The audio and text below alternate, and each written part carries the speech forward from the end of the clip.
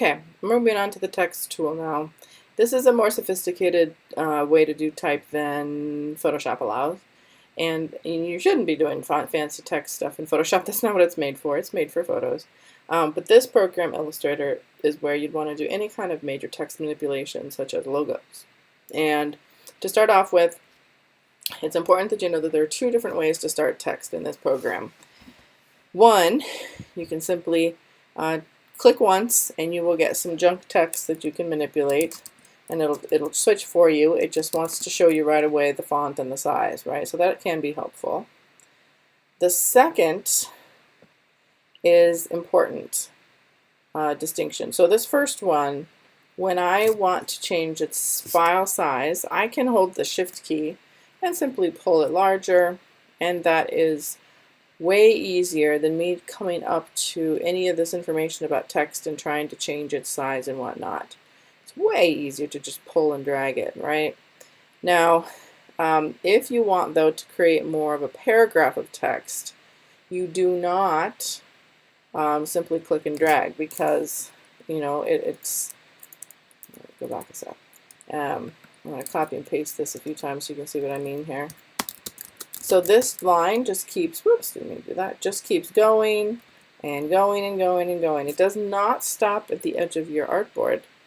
If you want a paragraph, you have to click on the type tool and actually make a box. Then it will fill with text. It'll just do lorem ipsum for now. You replace it with whatever text you need, okay? But it's important to understand how it works. Now this, should I want to make that text bigger, it does not work to drag this box bigger. It simply makes your text flow differently. It does not change the font size. So the way to change this text in here, you would have to select it or go up to character and change the font size there. Now, something that happens here is if your text is too large for the text box, you get this little box over here that says with the red plus key, and there's two things you can do at that point.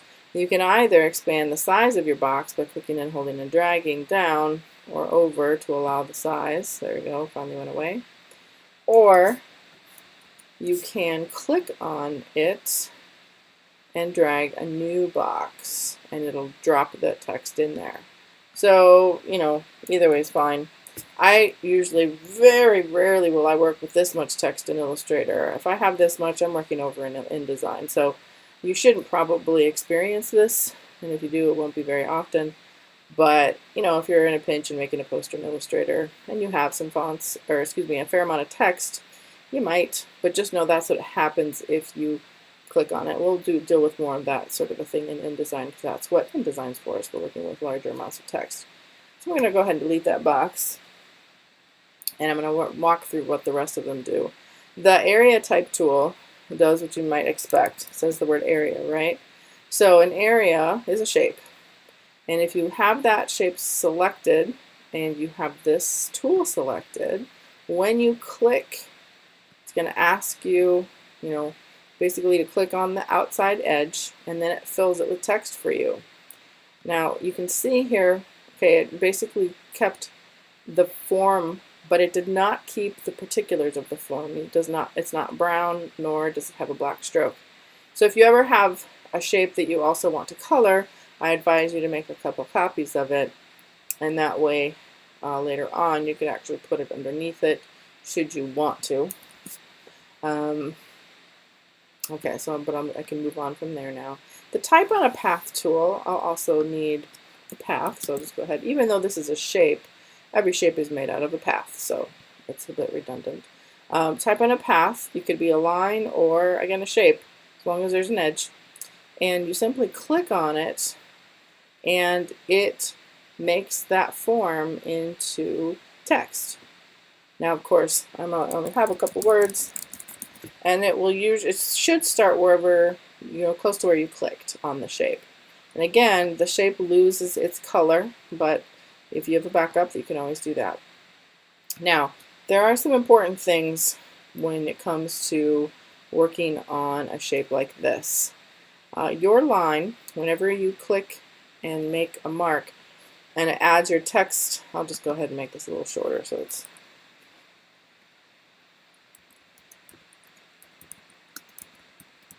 all right. So you get the idea.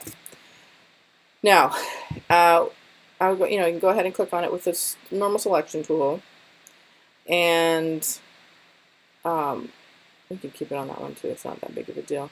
But it wants you to, it feels like it basically thinks you're trying to make new text. So I think it's far easier to just go ahead and you go back to the selection tool. And there are some different aspects of this. You can see that there's a box with a line up here. That's the start of your text. This is technically the end of your text, even though your text doesn't end there. That's where it assumes it could end, if that makes sense. So I'm going to click in, and you can see now that it ended. If I pull out, eventually it'll let me see the whole thing. Now, if you don't have enough room, it's going to give you that red box with the plus key in it again. So you want to pull back through. And then what I want you to notice is as I pull the endpoint away, this little guy here is moving. He is the midpoint of your text. And so, as you move in, he moves in. As you move out, he moves out. But this is important. Sometimes he won't matter to you at all. But if you have a shape where you must have your text on the inside of a shape, he is important. What you want to do is if you click on him, you can see that my icon changed, right? It now has a little arrow key and a line. If you pull on it and down into the other shape, you can either get it to go, on a different side of the shape, or in this case, I could flip it. So if you need text on the inside, that's the way to get it done pretty quickly. Vertical type tool, I don't think it's that fancy. It does what you would think. It types vertically. Vertical type area tool, same thing, nothing too fancy. I'll just go ahead and copy this since we've got one to work with. Go ahead and click back on that shape. Click on the outside line, and of course then voila, you get vertical text. I shouldn't be so negative about it. I don't use it, but I'm sure at some point in time I might need it. And then the vertical type on a path tool is exactly what it sounds like. It would put your text vertically on it instead of around it like the follow did. So quite a few helpful things in here. And then the touch area, touch type area, it's just a quick way to do some editing. So you can go back and experiment a little bit more with this tool. Again, you'll need to have some text already chosen for. That's the only way that I've used it. To edit it. I really don't use this tool very often. We can go back and I can provide links should you want to explore that one further.